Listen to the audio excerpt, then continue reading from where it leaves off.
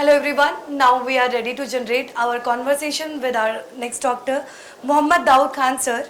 He has done his MBBS from Vardhaman Medical College, his MS from CNMCH and MCH from RG Kar Medical College, and currently he is serving as assistant professor in the Department of Urology and also in the hospital NRS Medical College, Kolkata. So he is MCH urologist. So let's start all the questions. So sir, my first question is related to overactive bladder.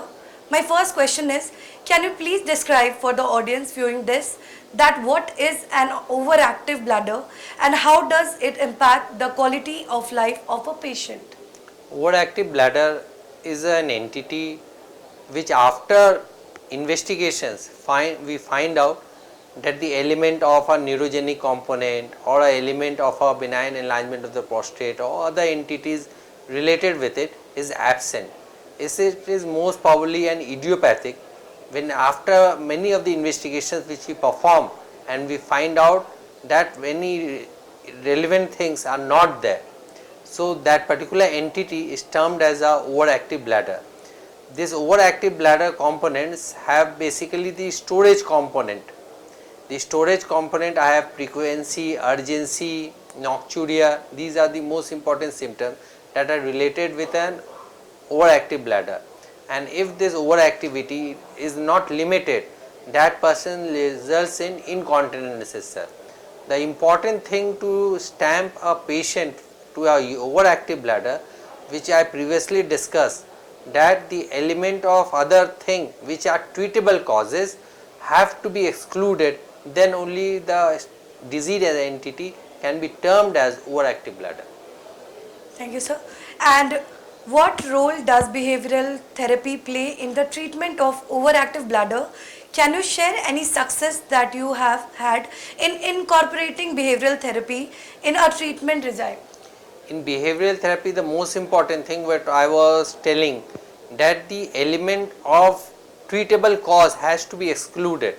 The most important thing is a urinary tract infection, whether the patient is having urinary tract infection or not. If the urinary tract infection is there, we have to treat that urinary tract infection. Apart from the urinary tract symptoms itself, I previously uttered that nocturia is one of the component in an overactive bladder, frequency, urgency and nocturia. The important thing, the causes of nocturia has to be done, and one of the most important behavioral therapy is fluid restriction itself. Seeing the whole parameters of the renal profile itself, whether this patient is having that particular problem or not, these patients should have a voiding diary that has to be maintained, and a frequency volume chart can be maintained also. These two small investigations would help to guide our behavioral therapy, which is in the form of a fluid restriction. Okay, sir. So as you have already mentioned about UTI, my next question will be from the same topic, UTI. So 70% of patients are at the risk of UTI and the other 12% patients are at the risk of kidney stones. So I think this is a very important topic.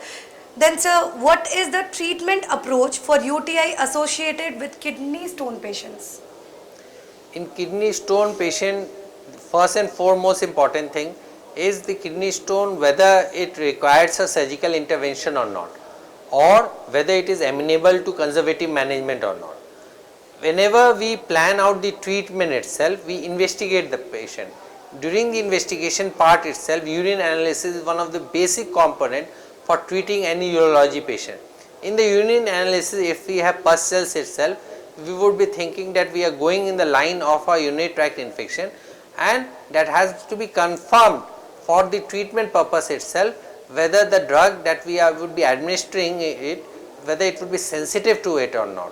So for the kidney stone patient, before going for any conservative management or any surgical intervention, it is of paramount importance is to know whether the infection is present or not, and if we are unable to know, we have to treat the urinary tract infection.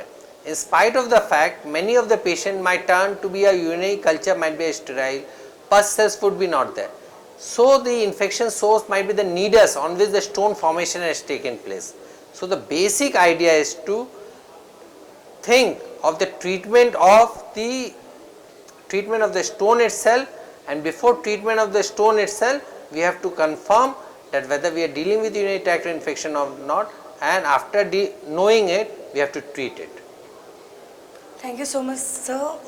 One more question which I would like to add. Can patients with kidney stones have urinary tract infection at the same time? Can they have both at the same time? Most of the time they have both, because most of the time they have both.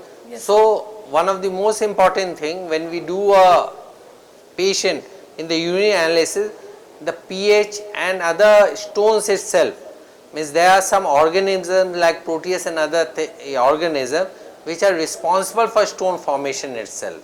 So this can also be known itself, and it would help in the prevention of the stones also in the future also.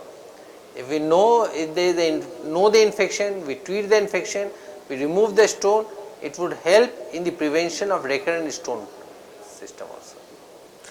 Thank you so much, sir. Thank you for your golden words, and I think it helped our viewers a lot. Thank you very much.